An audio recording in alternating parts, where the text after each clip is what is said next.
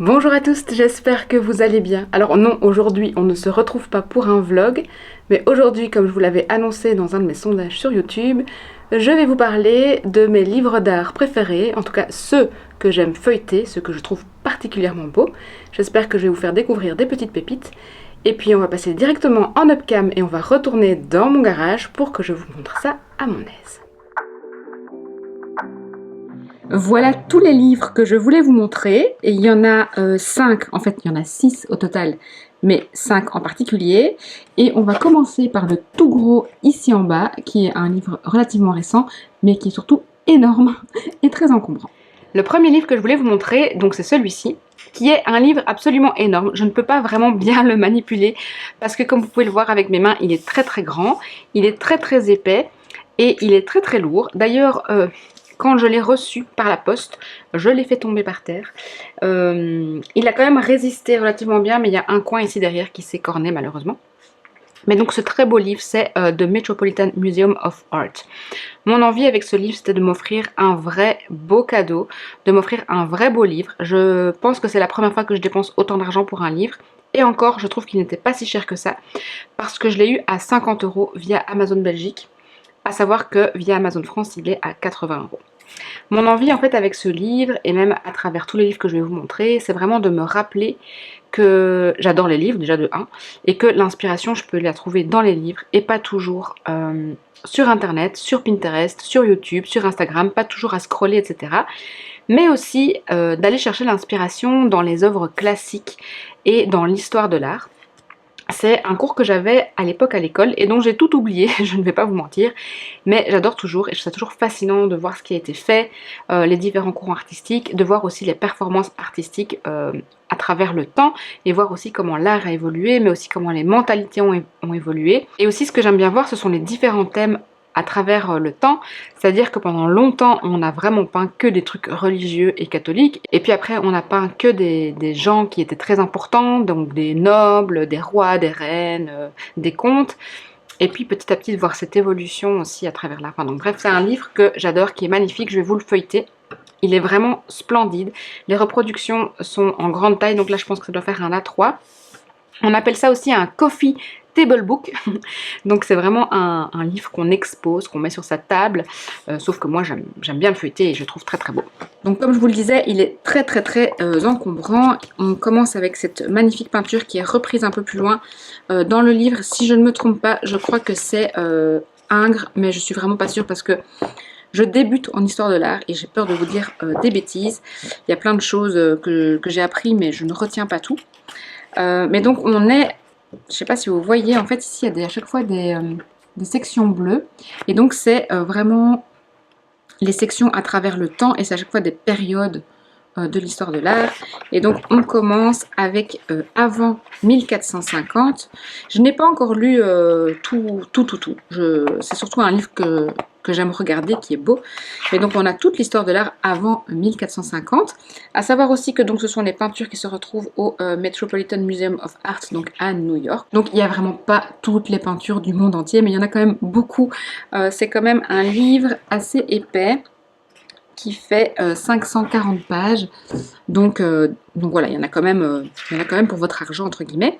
Mais donc on démarre vraiment avec 1450 et avec toute l'histoire de l'art, et donc les peintures dans les grottes et les choses vraiment ancestrales, et puis même l'art égyptien. Je ne vais pas tout vous montrer parce qu'il y a 540 pages et cette vidéo durerait toute une après-midi, mais juste vous montrer quelques peintures de cette période-là.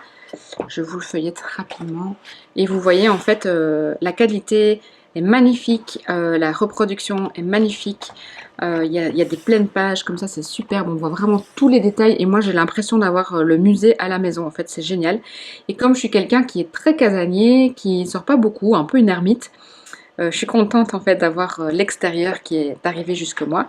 Je pense qu'en vrai ça doit être encore plus incroyable à voir, mais là quand même les reproductions sont très très belles. Le papier est glacé, mais les couleurs sont splendides. Donc là on est sur 1450. Et puis en fait à chaque fois à la fin il y a les explications des peintures. Donc ça aussi c'est chouette et c'est pas trop long. Donc voilà, c'est un livre qui est en anglais. Ensuite, on est dans la période 1450 à 1750. Et alors là, déjà, on va vraiment voir vers la fin 1750 l'évolution que je vous disais à travers les thèmes de l'histoire de l'art. Mais donc, ce qui est bien aussi, c'est que parfois, il y a des peintures des autres continents. Et donc, ici, on est sur des autres types de religions. Mais vraiment, ici, donc, on est avec Krishna. Et donc, ici, on a toutes les peintures de cette époque, aussi des estampes chinoises. Vraiment un livre magnifique, très très beau à regarder. Moi, je peux vraiment passer des longues heures. Et alors, du coup, je découvre les peintres parce qu'il y en a que je connais de nom, mais je ne savais pas vous dire qu'est-ce qu'ils faisaient. Alors ici, par exemple, on a Johan Vermeer qui a peint La jeune fille à la perle. Et donc ça aussi, je trouve ça hyper amusant, c'est que ça, c'est une étude d'une jeune femme et qui ressemble très fort à La jeune fille à la perle, mais qui n'est pas celle-là, puisqu'elle n'est pas, apparemment, n'est pas au Met. Après, je sais que les collections divergent. Celle-ci, on la connaît, hein, très très belle. Ça, c'est vraiment les peintures que j'adore, celle de Vermeer. Et d'ailleurs, Vermeer, pour la petite histoire, c'était un des premiers à peindre le quotidien. Donc à ne pas peindre les nobles, à ne pas peindre la religion, mais à peindre les gens du peuple. Mais c'est vrai que cette partie-ci m'intéresse un peu moins parce qu'il y a quand même vraiment beaucoup de trucs de religion, de catholiques et de madones et de... Voilà, il y a beaucoup de ça. Mais bon, c'est vrai que c'est quand même très beau de voir ce réalisme. Et à chaque fois, c'est... tout ce qui se passe dans les robes, dans les tenues, moi qui adore l'histoire de la mode et les tissus, on est vraiment pour mes petits yeux. Et donc de nouveau, après, on a les pages bleues avec les explications. Et puis, on est ici. La période 1750 à 1900, qui est vraiment ma période préférée. C'est vraiment à chaque fois cette période-là que je regarde, que je trouve vraiment magnifique. Ici, par exemple, voilà, Marie Cassatt, ça j'ai découvert. Marie Cassatt, c'était par exemple une de ces peintres dont je connaissais le nom et je ne savais pas ce qu'elle avait fait. Je trouve que ces peintures sont magnifiques, c'est très très beau. Ici, il y a des superbes natures mortes. On a des premières peintures de Paul Cézanne aussi. Ça aussi, c'est intéressant de voir l'évolution de ces peintres qu'on connaît. Voir ce qu'ils ont peint avant et puis ce qu'ils ont peint après, les différents courants. Ici, on a Gauguin. Ici, on a toutes les peintures de Monet, Manet, toute cette période-là. C'est vraiment une période que j'adore, tous les Van Gogh. Alors, il n'y en a pas beaucoup des Van Gogh dedans, mais il y en a quand même de très très beaux et des que je ne connaissais pas de nouveau. Celui-ci, je ne le connaissais pas de Van Gogh. Mais bon, après, il en a plein tellement. Ces deux-là aussi, des Van Gogh. J'aurais voulu avoir les plus connus, et notamment le Postier, qui est ma peinture préférée de Van Gogh, pardon. Mais donc voilà. Et puis, c'est vraiment une période que je trouve magnifique. Et je vous parlais de Ingres tout à l'heure. Je pense qu'elle est dans cette période-ci. Si je ne dis pas de bêtises, là, de nouveau, Marie Cassatt, c'est magnifique son travail. Pareil pour Renoir. C'est vraiment des peintures que j'adore regarder. Et ça, c'est typiquement le livre que je vais feuilleter le dimanche matin avec un bon café. Et que je regarde et je contemple et je regarde. J'analyse pas trop, c'est vraiment... celle-là aussi, magnifique. Manet, voilà. Et donc ça c'est aussi marrant d'en voir parfois dès que j'adore et puis me dire ah ben oui ben c'est Manet. Mais je savais pas pour autant ce que faisait Manet. Je voulais vous retrouver celle de la... Voilà. Celle-là est quand même splendide, donc ça c'est celle de la couverture. Et donc je vous avais dit Ingres, donc j'ai bien retenu ma leçon, c'est donc bien Ingres. Et là vraiment ce jeu de matière, donc super source d'inspiration. Et puis après cette période-là, on arrive à la période plutôt moderne, donc après 1900. Et étrangement, c'est la période que j'aime un peu moins. Je me rends compte aussi que, j'adore Matisse, mais ça je vais vous en parler juste après. Je me rends compte aussi qu'il y a des peintres en fait que j'aime pas trop. Je pensais que j'aimais bien, mais en fait j'aime pas trop. Je me rends compte aussi que l'art abstrait ne m'émeut pas. Ce que je trouve intéressant en feuilletant ce livre aussi, c'est que donc je regarde, je tourne les pages et puis il y en a où vraiment je m'arrête. Et après j'analyse pourquoi je me suis arrêtée sur celle-là et pas celle-là. Donc par exemple ici c'est typiquement le genre de peinture sur lequel je ne m'arrête pas et je passe directement à la page d'après. Tout ça aussi. Et c'est aussi comme ça que je me suis rendu compte que l'art abstrait finalement ne me touche pas autant que ça. Même s'il y a des très belles choses, hein, on peut pas, tout n'est pas tout noir ou tout blanc. Mais voilà, intéressant, très beau livre. Ce qui est vraiment, je sais qu'il y a vraiment tout dedans, autant l'art moderne que l'art ancien. C'est pas que l'art ancien. Maintenant, évidemment, l'art moderne des années 2000 et tout ça, il y en a beaucoup moins puisqu'on est encore entre guillemets en plein dedans. Je pense que ça s'arrête. Ici, on en a un très récent et je ne sais pas de qui il est. Et c'est là aussi que je me rends compte que l'art moderne, j'y connais rien du tout. 2014. Donc Kerry James Marshall avec cette dernière peinture-ci. Donc voilà, magnifique livre, le premier que je voulais vous montrer, le plus encombrant, le plus beau, un vrai trésor, une pépite, c'est The Metropolitan Museum of Art. On va rester dans le domaine de la peinture, et là j'en ai deux. En fait, je ne vais pas vous montrer les deux, je voulais vous montrer celui-ci. Mais j'en ai deux de Matisse que j'aime beaucoup. Moi j'ai d'abord acheté celui-ci, les gouaches découpées, ça c'était vraiment au début de ma pratique où je faisais beaucoup de collages, et d'ailleurs mes tout premiers tutos ici sur YouTube sont avec des découpages un petit peu à la Matisse. Et puis entre temps j'ai acheté le deuxième de Matisse, vraiment sur ses peintures, et je me suis rendu compte que c'était vraiment un artiste peintre que j'adore, que je pense pouvoir dire que c'est un de mes préférés. Je trouve qu'on n'entend pas beaucoup parler de Matisse comparé à d'autres, comparé par exemple à Van Gogh, etc. Et c'était aussi pour vous dire que cette collection là en fait chez Taschen, alors je ne vous retourne pas celui-ci parce qu'il y a un nu et je ne sais pas dans quelle mesure ce n'est pas une image choquante pour YouTube et les algorithmes, donc je ne vous retourne pas celui-ci, mais donc derrière il y a une image de nu. Mais donc cette collection de chez Taschen est vraiment très chouette, ils ont plein de livres de tous les artistes, même de tous les courants. C'est toujours le même principe, ce sont des petits livres comme ça, assez fins. Et en plus, ils ne coûtent pas très cher. Je pense qu'on tourne autour de 15-20 € pour le livre. Donc vraiment, pour faire sa collection de livres d'art, c'est idéal. Et donc, comme je vous le disais, moi j'en ai deux de Matisse, mais je sais qu'ils ont tous les artistes. Et c'est toujours le même principe. Donc il y a environ 200-300, non même pas 100 pages environ.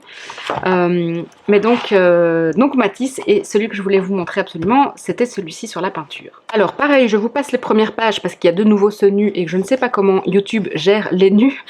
Mais donc là on est vraiment dans un résumé de l'œuvre de Matisse, et c'est de nouveau un livre que j'adore feuilleter. Mais j'ai aussi aimé lire pas mal de son histoire à Matisse. J'ai pas tout lu parce que je trouve que le langage de l'art est toujours un peu compliqué et je ne comprends pas pourquoi est-ce qu'ils nerdisent à ce point l'art, pourquoi est-ce qu'à ce point on en fait un truc d'intello. Mais bon, donc parfois quand même je lis et j'ai bien aimé lire l'histoire de Matisse, d'où il vient, que c'était pas un peintre qui était destiné à avoir une grande carrière à ses débuts. Donc ça c'est vraiment ses débuts où il faisait du réalisme, et c'était pas un bon peintre à ses débuts, selon ce que la critique dit. Maintenant, moi je suis incapable de faire ça. Et de voir aussi son évolution, voir tous les courants artistiques auxquels il a participé, j'étais pas du tout au courant.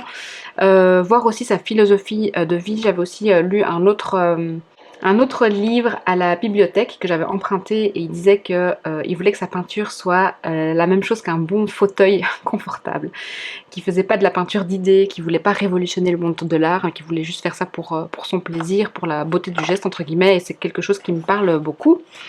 Et puis on part à travers tout son art et tous les courants auxquels il s'est essayé, et puis pour arriver évidemment au fauvisme. Mais ce qui m'intéresse le plus dans ce livre-là, donc il y a aussi des très belles peintures, de nouveau des très belles reproductions avec quand même presque des pleines pages, donc on peut quand même vraiment bien voir et les couleurs sont vraiment belles. Mais vraiment la partie qui a commencé à m'intéresser plus particulièrement, c'est cette partie-ci. D'ailleurs j'ai refait celui-là, Portrait de Greta Moll, et en fait là-dedans j'analyse vraiment comment est-ce qu'il peint. Je peins pas à l'huile, mais par exemple j'ai remarqué qu'il avait des contours à ses peintures, que ses mains n'étaient pas toujours forcément bien faites. J'aime bien aussi le fait que ce soit pas réaliste, que ce soit naïf, que les perspectives soient pas justes, donc je trouve ça hyper intéressant. L'œuvre de Matisse est vraiment très belle. J'adore aussi toute tous ses intérieurs, voilà, c'est magnifique quand même. Toutes ces couleurs aussi. J'aime beaucoup sa période au Maroc où il a fait pas mal de choses. Je pense qu'elle c'est un petit peu plus loin. Ces natures mortes aussi, je trouve qu'elles sont super intéressantes. C'est un livre avec lequel je travaille aussi bien pour les gammes de couleurs, où je regarde un petit peu comment il associe ses couleurs, et Matisse il a vraiment fait un très gros travail sur la couleur. Donc c'est vraiment un maître de qui apprendre. Il a fait beaucoup de fenêtres et de portes aussi, ça je trouve ça très intéressant. De nouveau c'est à travers mes recherches dans les livres, ce livre-ci ou peut-être ceux empruntés à la bibliothèque. Mais il y a toujours des fenêtres et des portes. Ici une fenêtre, des fenêtres et des portes dans ses œuvres. Il y a beaucoup de portraits de femmes aussi. Ici on est dans son studio je pense, son atelier. Ici il y a de nouveau une fenêtre ou oui c'est ça, une fenêtre. Alors, il a fait beaucoup de ce thème de la fenêtre et de la porte, je trouve ça super intéressant. Beaucoup de décors cosy d'intérieur dans lequel on se sent bien, je trouve hyper inspirant. travail de la couleur quand même assez fort. Et aussi ce que j'aime beaucoup, c'est le fait qu'il retravaille plusieurs fois le même sujet. Je le dis dans mon livre Journal Inspiration, mais justement on y était ici. Son travail de la danse, c'est ça d'ailleurs qui m'a inspiré cette phrase dans mon livre. Ici on voit qu'il a fait plein de versions de la danse. Il a fait la danse, il a fait la musique. Ici encore une version de la danse. Là il y a encore la danse qui revient dans un de ses intérieurs. Enfin, tout ça c'est vraiment hyper intéressant de voir ça, hyper inspirant. Ces portraits de femmes. Voilà, très très beau livre que j'adore regarder, que je feuillette très souvent, dans lequel je m'inspire beaucoup. Là de nouveau je vois ça. J'aimerais tellement pouvoir peindre comme ça. Et en même temps je trouve qu'il y a une simplicité et une naïveté. C'est réaliste sans l'être, c'est juste magnifique. Donc c'est un livre que j'aime beaucoup. Et puis on voit aussi la façon dont il simplifie de plus en plus au fur et à mesure de son art, de son âge, de ses capacités corporelles aussi, puisqu'en fin de vie, il était assez fortement handicapé. Bon, il y a des images d'ailleurs, la fameuse image de nu où il est dans un fauteuil roulant. Mais donc on voit aussi qu'il simplifie, comment est-ce qu'il arrive à simplifier de plus en plus. De voir vraiment toute la carrière de cet artiste qui n'a pas eu peur aussi de changer de style quand on parle du style, et en même temps on reconnaît quand même toujours que c'est lui. Et puis après pour arriver à ses découpages, et en fait sa période de découpage est vraiment hyper importante elle aussi, et donc c'est pour ça aussi que j'ai l'autre livre qui est vraiment concentré sur les découpages. Mais donc ces livres là de chez Taschen sont vraiment des super livres, hyper abordables, hyper bien pour avoir un bon résumé et avoir aussi un beau livre à feuilleter. Mais donc ces deux-là de Matisse, ce sont des beaux livres que j'adore aussi. On reste toujours dans la peinture, mais cette fois-ci on n'est plus dans vraiment l'art, l'histoire de l'art. Bien que je vous pose la question, qu'est-ce que l'art? Qu'est-ce qu'être un artiste? C'est une question qui m'intéresse beaucoup, mais on va pas aborder ça ici dans cette vidéo-ci. Mais donc là c'est Cat Lady, Love Letter to Women and Their Cats de Léa Rina-Goren, qui est une artiste que j'adore absolument, que j'ai découvert grâce à la plateforme Skillshare, dont j'ai pris les cours. Et de nouveau c'est un style de peinture que j'adore, que je trouve magnifique, et je trouve d'ailleurs que c'est un petit peu rapprochant à Matisse. Enfin je veux dire, ça m'étonne pas trop que j'aime ça. De nouveau on est dans des intérieurs, dans des trucs cosy, etc. Mais ce livre là, la particularité c'est qu'en fait ce sont à chaque fois des portraits de femmes et de leurs chats, à travers l'histoire et à travers ses connaissances à elle. Je ne l'ai pas lu, j'ai vraiment acheté ce livre pour le feuilleter. Et si vous voulez tout savoir, je l'ai aussi acheté en seconde main, via Amazon aussi, parce qu'en fait sur Amazon ils ont pas mal de livres de seconde main. Alors non, je ne suis pas sponsorisée par Amazon, je ne fais pas de partenariat avec eux. Je sais que Amazon est très décrié, mais il y a quand même des bonnes choses. Par exemple mon livre qui est auto-édité chez eux, et le fait qu'ils proposent du seconde main. Donc je l'ai acheté en seconde main celui-là, et en fait j'achète souvent des livres en seconde main. Et d'ailleurs avant d'acheter mes livres neufs, je regarde d'abord toujours soit sur Amazon s'ils l'ont en version seconde main, soit sur Momox, soit sur Vinted tout simplement. Et donc je trouve facilement des livres en deuxième main. Mais donc là c'est un très très beau livre et qui m'inspire beaucoup, et dont j'ai recopié beaucoup de pages. Donc là pareil, on a des pleines pages avec les œuvres de Lia, ou Léa, je ne sais pas très bien comment est-ce qu'on dit, qui travaille en fait à la gouache. Et je trouve son travail hyper intéressant parce qu'il y a une absence totale de lignes contournantes, donc de outline autour de ses peintures. Et c'est quelque chose, si vous voyez ça et si vous connaissez un peu mon travail et ce que j'ai posté sur Instagram, vous savez que c'est un peu le style de peinture que je fais. Et j'aime aussi beaucoup sa palette de couleurs, même s'il y a des palettes que j'aime un peu moins. Mais donc souvent j'essaie de reproduire un petit peu ce qu'elle a fait pour voir... essayer de comprendre comment est-ce qu'elle a travaillé. Ses perspectives sont très très belles et très très justes. Et de nouveau, on est dans quelque chose de cosy, on est dans l'intérieur, on se sent hyper bien là-dedans. Et ben là, elle parlait justement de Marie Cassatt. Donc ça, c'était très marrant aussi de voir que c'était des peintures que j'aimais bien dans l'autre livre. Et de voir qu'elle est reprise ici dedans. Donc il y a vraiment comme des pièces de puzzle qui se mettent les unes aux autres. Et donc du coup, ça me donne envie de m'instruire un petit peu plus sur cette fameuse Marie Cassatt que je ne connais pas très bien. Donc on a beaucoup de chats dans ce livre. Ici les yeux de chat, des magnifiques peintures. Et donc à chaque fois il y a aussi l'histoire de ces femmes et de ces chats, que ce soit des femmes très connues ou des femmes beaucoup moins connues. Donc c'est elle aussi qui a écrit, il me semble, toutes ces petites nouvelles entre guillemets. Et donc ça c'est aussi quelque chose que je m'imagine bien lire petit à petit comme ça. Mais bon là c'est vrai que je l'ai surtout acheté pour les peintures de l'artiste que j'adore. Et aussi ce que je voulais vous montrer, c'est de nouveau la simplicité de ces peintures. On comprend exactement ce que c'est du réalisme sans être du réalisme. Tout n'est pas parfait et c'est ça que j'adore. Les chats par exemple sont hyper bien faits je trouve. Et pourtant elle n'est pas dans le détail vraiment de tous les petits poils et de toutes les choses, mais la position est juste, la perspective est juste, les couleurs sont justes, enfin tout est juste. Je trouve qu'elle maîtrise hyper bien son sujet et puis j'adore que c'est de la gouache aussi, ça me parle beaucoup et c'est aussi avec elle que je me suis rendu compte que c'était un médium que j'aimais beaucoup. Et en fait, je ne la classifie pas de illustratrice, même si c'est une illustratrice, mais pour moi c'est vraiment une peintre. Donc je trouve ça aussi intéressant, cette limite qu'il y a entre l'illustration et la peinture, l'illustration et l'art, et les différents courants dans l'art aussi, comme quoi l'illustration ce serait peut-être un peu moins bien que l'art, alors qu'en fait pas du tout, il n'y a pas de raison.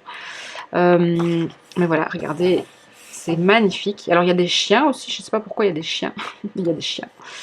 Et de nouveau, c'est hyper bien fait. Aussi, tous les visages sont très très simples. On est vraiment sur des très fins traits, et pourtant tous les visages sont différents, et on reconnaît les personnes, que ce sont à chaque fois des personnes différentes. Donc j'aime beaucoup voir ça. Pareil au niveau de son vêtement, les plis sont... On voit qu'il y a des plis, on voit que c'est un pull, et pourtant il n'y a pas beaucoup de détails. Enfin, c'est vraiment un travail que j'adore. Regardez-moi ce chat comme il est hyper bien peint. De nouveau, il n'y a pas beaucoup de détails, on comprend tout. C'est vraiment magnifique. Alors je vais vous dire ça pour chaque livre que je vais vous présenter. C'est pour ça que je vous dis que ce sont mes préférés. Celle-là est splendide. Et celle-là me fait vraiment penser d'ailleurs au travail de Matisse, c'est marrant. Mais donc voilà, vraiment un de mes livres préférés. Trop trop beau, je le regarde tout le temps. J'ai jamais assez de voir ce qu'il y a dans ce travail. Et puis de nouveau je recopie, j'essaie de comprendre comment elle fait. Donc très très beau livre que vous pouvez toujours trouver neuf, mais que moi j'ai personnellement acheté de seconde main. Donc Cat Lady, A Love Letter to Women and the Cats de Lia Rina Goren ou Léa Rina Goren. Je ne pense pas qu'il y ait une photo d'elle, non, je pense qu'elle a une peinture d'elle quelque part dans le livre. Mais voilà, magnifique livre. Autre livre, très très beau à feuilleter. Et là, je vais vous dire que je fais un espèce de unboxing avec vous parce que je viens tout juste de le recevoir. Et je dis un grand merci à Automne sur Discord qui nous l'a recommandé via une vidéo YouTube. Et d'ailleurs, c'est via aussi toutes les vidéos YouTube que moi-même je regarde sur les livres d'art que j'ai eu envie de faire cette vidéo. Mais donc Automne l'a recommandé sur Discord, donc si tu passes par là Automne, merci beaucoup. Je me suis empressée de l'acheter et je l'ai reçu aujourd'hui, donc je ne peux pas vous dire que c'est un de mes livres préférés, mais je pense que ça va le devenir et vous allez vite comprendre pourquoi. Il s'agit du livre de Mark Hurls, un workbook. Le résumé de ce livre est relativement petit, mais en gros c'est un livre qui présente le travail de cet artiste qui est Mark Hurls, qui est apparemment un artiste hyper connu en Grande-Bretagne, d'ailleurs le petit drapeau là, qui est un illustrateur, mais aussi qui fait plein de choses. Il fait du collage, il fait des impressions, il fait du textile, il fait de la céramique. Et moi, j'adore les histoires d'artistes comme ça, qui font de tout, qui ne se mettent pas dans une case. Je suis illustrateur, je suis peintre, je suis céramiste, je fais de l'art journal, je fais... Non, moi j'adore ceux qui font de tout. Ce livre, je l'ai juste rapidement feuilleté quand j'ai ouvert le colis, mais pas plus que ça parce que je voulais le déballer avec vous. Ce livre, j'ai vu qu'il était un petit peu dans le style de Lynda Barry, avec beaucoup de collages, beaucoup de textures. C'est vraiment un truc que j'adore. Lynda Barry, je vous l'ai présenté dans une ancienne vidéo. Et donc, je vais un petit peu le feuilleter avec vous. Je suis toute emballée de le voir. C'est vraiment, voilà, de nouveau un super beau livre. On est dans les livres qu'on feuillette. La table de matière ici, et donc là bon, on a tout de suite compris dans quel univers on se trouve, dans le mix média, dans le collage, dans l'illustration. Et de nouveau je trouve ça hyper intéressant parce que c'est, je vous l'ai dit dans plusieurs de mes vidéos, c'est une envie de ma part de voir comment je peux tout mélanger, tout ce que j'apprends, tout ce que je sais, donc c'est chouette de voir comment les autres artistes y arrivent. Donc le voilà, Marc. Et donc on part à travers son travail. Alors pareil, je ne vais pas tout feuilleter page par page. Il y a beaucoup d'écriture, donc c'est de nouveau un livre en anglais. Alors, magnifique, son intérieur. Et même ça, voilà, moi c'est vraiment des choses sur lesquelles je peux rester pendant 10 bonnes minutes à regarder et analyser toutes les petites choses, tout ce qui collectionne, toutes ces collections. Voir aussi la différence d'univers, parce qu'ici on a quelque chose de très classique, très réaliste. Et puis ici, on a vraiment quelque chose de très illustratif, là de très moderne. Donc hyper chouette. Waouh! Un mind map magnifique. Donc c'est vraiment... Voilà, merci Automne de me l'avoir recommandé parce qu'effectivement ce livre est très beau. Et ça va effectivement devenir l'un de mes préférés. Donc on part d'abord dans ces lithographes. Je vais vous le reprendre un peu par l'arrière, ce sera peut-être un petit peu plus facile. Ici.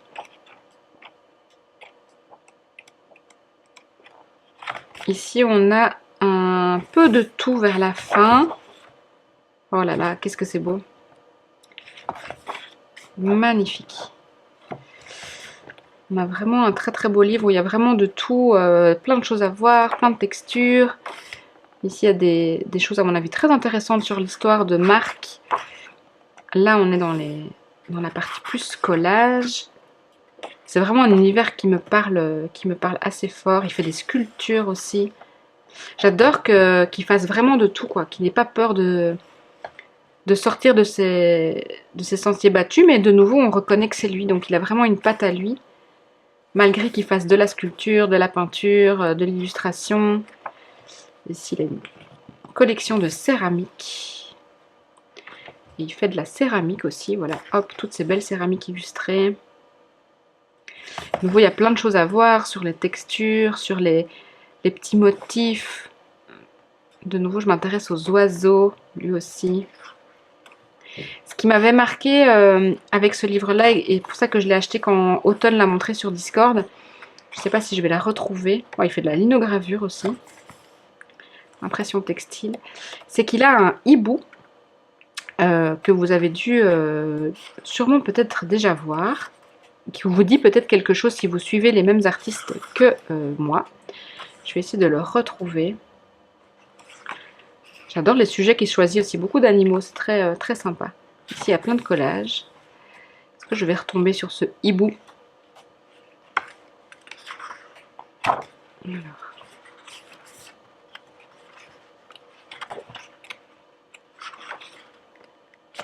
Ici, donc, c'est pas celui-là que je cherchais, mais c'est hibou. Donc moi, j'en ai peint avec les cours de Sandy Esther. Sandy Esther qui s'est elle-même inspirée de Emma Carlyle. Et quand je vois ça, je me dis c'est évident que Emma Carlyle s'est inspirée de Marc. Donc je trouve ça hyper chouette comme qu'en fait tout le monde s'inspire les uns des autres. Et c'est pas moi j'appelle pas ça de la copie en fait, parce qu'en fait au final chacun va l'interpréter à sa façon et c'est hyper intéressant et ça me déculpabilise aussi vachement de recopier parfois certains artistes pour apprendre et pour après faire à ma sauce. Ça c'est magnifique, il est en train de faire du collage ici, il a une vraie feuille. Et il a fait de la peinture et on voit vraiment tout son matériel, c'est splendide. Là on voit à mon avis des choses qu'il a illustrées ou des vieux livres. Et d'ailleurs j'ai acheté des vieux livres l'année dernière chez Emmaüs, un vrai Emmaüs en France du coup quand j'étais chez mes parents. Et maintenant je me dis mais oui je peux faire des trucs super sympas avec ça. Donc ça va me donner plein de belles idées. Toujours du collage ici avec des timbres. Oh là là, plein de choses à voir. Ça me fait vraiment penser au travail de Lynda Barry qui est aussi avec plein de petits détails, plein de petits collages, plein de petits papiers partout. Les couleurs aussi un peu hipster comme ça me parlent hyper fort. Ah voilà, le fameux hibou dont je vous parlais et dont je voulais vous parler. Donc Sandy Esther en a peint un pareil, Emma Carlyle aussi. Et du coup moi j'ai même proposé sur le Discord de le refaire aussi. Ce sont des exercices très intéressants et là on voit aussi qu'il a fait deux versions de ce style de hibou et donc comme quoi aussi on peut toujours travailler un sujet, le retravailler, le re-retravailler, le re-retravailler. Ici on voit quand même qu'il est fort intéressé par les animaux. Moi je suis plutôt intéressée par les êtres humains que les animaux, mais alors beaucoup d'oiseaux, donc ça me parle. Les animaux de la ferme un peu moins. Mais de nouveau, voilà, on ne peut pas le classer, donc il est classé dans la catégorie illustrateur, mais je le classerai pas forcément dans la partie que illustrateur parce qu'il fait plein de choses. Il est pluridisciplinaire, pluridisciplinatoire. Mais magnifique livre, donc voilà, je l'ai unboxé avec vous. Je vous le recommande, il est splendide. De nouveau, là j'ai juste une envie, c'est d'aller chercher mon livre de Lynda Barry, de les mettre côte à côte et de regarder un petit peu comment ça marche ensemble. Très contente de l'avoir acheté. tout à fait dans mon style et de nouveau tout à fait cohérent avec tout ce que je vous ai montré jusqu'ici. Et enfin, le dernier livre que je voulais vous montrer, et celui-ci, je vous prie d'accepter mes plus plates excuses à l'avance, je sais qu'il n'est plus publié. J'ai eu une chance inouïe, je l'ai trouvé en seconde main sur Vinted à un prix tout à fait raisonnable, mais je pense quand même que je l'ai payé 25 € sur Vinted. Et je l'ai acheté il y a 2 ans, et maintenant ce livre est un peu introuvable je crois, donc désolée, mais si vous le trouvez, sautez dessus parce qu'il est génial, c'est un livre que j'adore, et là j'ai vraiment tout le temps mon nez dedans. Là on sort complètement de l'art classique, on sort complètement de l'illustration, on est vraiment dans le art journal, et ce livre me fascine absolument, je l'adore, je crois que c'est un de mes livres vraiment préférés. Vous avez dit que je dirais ça pour tout. Et donc en fait ce livre, comme son nom l'indique, c'est 1000 Artist Journal Pages, donc 1000 Artist Journal Pages, on va le dire en français, hein, 1000 Artist Journal Pages, donc il y a 1000 pages de journal d'artiste. C'est un vieux livre, donc vous allez voir en fait que le style est assez ancien et c'est un peu de l'art journal d'avant. Mais quand même, moi j'ai repéré pas mal de trucs qu'on voit encore maintenant et qui ont été remasterisés, donc de nouveau hyper intéressant quand moi je connais mes sources, de voir où est-ce qu'elles ont été chercher ça. Première chose que j'ai adoré dans ce livre, il n'y a pas beaucoup d'écriture dedans, mais juste ce premier mot, cette première introduction sur pourquoi un journal, et chaque artiste explique pourquoi. J'adore venir lire cette page et la relire et la relire et la relire encore. Et d'ailleurs, dedans, il y a des artistes qui sont encore très connus sur Instagram aujourd'hui. Pam Garrison et Tisha Moore, par exemple, je sais que je suis leur travail sur Instagram. Sachant que ce livre date de 2000, si je ne dis pas de bêtises, 2008. Donc il est vieux. On est en 2024. Donc ce livre aura bientôt 20 ans. Et introduction aussi était très chouette à lire. Et puis ici, il y a tous des prompts, donc des pistes d'exploration pour son journal. Donc ça aussi, j'adore venir lire. Vraiment, quand je suis bloquée, je viens toujours ici. Et alors, voilà. Je vais de nouveau essayer de ne pas tout vous feuilleter parce que sinon cette vidéo n'en finira jamais. Mais on est sur des numéros de pages avec... enfin les 1000 pages, avec à chaque fois les artistes qui viennent du monde entier pour le coup. Donc là on est sur le Brésil et donc à chaque fois c'est 1, 2, 3, 4, voilà, il y a toutes les pages. Et donc là pareil, je peux rester des heures. Par exemple, je sais que cette page-ci en particulier, avant j'avais mis des post-it pour retenir les pages, et en fait il y en avait je pense à toutes les pages, donc je les ai enlevées. Mais il y a plusieurs choses. D'abord j'adore lire ce qui est écrit et me rendre compte que dans son journal on peut vraiment écrire tout et n'importe quoi. Donc là par exemple elle explique ce qu'elle doit acheter au magasin, elle explique ce qu'elle doit encore mettre dans sa valise, et en même temps elle parle de ses imperfections, et en même temps il y a une photo d'elle, et donc j'adore venir lire. Je sais qu'il y a un jour une femme qui parlait du fait que son mari avait perdu son travail. Ici voilà, il a collé un truc de salade de thon, c'est génial. Et il y a aussi plein de détails, et ça montre aussi qu'on peut tenir son journal de plein de manières différentes. On peut avoir un journal illustré, on peut faire du collage, on peut venir écrire. Je trouve hyper intéressant de voir comment les photos sont retravaillées. Il y a vraiment plein à voir dans ce livre. J'ai jamais fini de regarder ce livre, il y a beaucoup de trop, il est vraiment juste magnifique et génial. Je sais aussi qu'un jour j'ai écrit dans un de mes journaux, je crois d'ailleurs que c'est dans mon livre journal d'inspiration, mais ça je suis pas sûre. En cas de doute, retourne voir 1000 Artist Pages. Parce que parfois je suis là, pourquoi je fais ça, pourquoi je fais de l'art journal, et qu'est-ce que je vais écrire dedans. Même moi ça m'arrive encore, même que j'ai une pratique hyper régulière. Je retourne là-dedans, je vais relire ce que les gens ont écrit, ou voir ce que les gens ont fait. Ici voilà, il a fait une carte de son voyage. Et je me dis, bah, il n'y a pas de raison, et en même temps il y a plein de raisons. Ici la météo, c'est juste génial. Alors après, c'est peut-être pas au goût de tous, parce que visuellement, c'est comme je dis, ça date de 2008, donc l'art a beaucoup évolué, et les tendances ont beaucoup évolué au niveau des couleurs et tout ça. Mais moi j'arrive hyper bien à me projeter. C'est une qualité que j'ai, c'est que j'arrive facilement à me projeter dans l'art de quelqu'un d'autre et le remanier à ma sauce et m'inspirer d'un petit élément. Mais là je vois par exemple ça ici, le fait de le faire en étoile. Il y a vraiment plein de choses. Et donc du coup je me perds dans ce que je dis. C'est mon petit côté trouble de l'attention. Du coup ça me pose pas de souci que ce soit pas toujours beau, parce que j'arrive à bien me projeter et à trouver des idées et à laisser mon esprit vagabonder. Et en fait à travers tous ces livres, c'est ça que j'ai besoin, c'est de vagabonder, voilà, de regarder et de me laisser inspirer. sans être sur internet, sans être sur un écran. Et donc je collectionne tout doucement des livres, des beaux livres avec des belles images.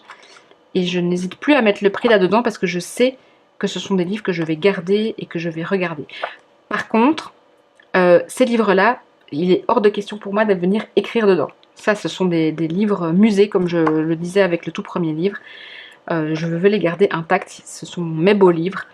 Et quand ma fille d'ailleurs me demande de les feuilleter, je suis très attentive, qu'elle n'ait pas les doigts sales, qu'elle ne vienne pas me corner les pages. Ceux-là, ils sont vraiment presque sacrés quoi pour moi, ils sont juste trop beaux.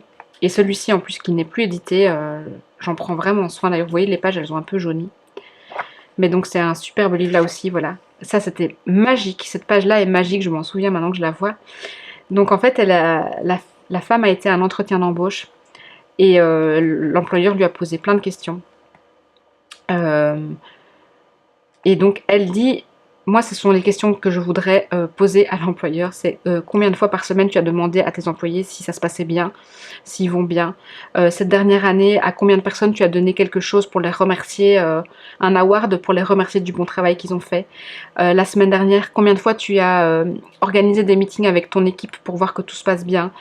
Et pourquoi ces questions-là on les pose pas aux employeurs et pourquoi on pose plein de questions aux employés. Je trouve ça hyper waouh quoi. Et de savoir que cette nana s'est posé cette question-là et enfin je sais pas, c'est comme s'il y avait des choses qui se répétaient dans la vie toujours.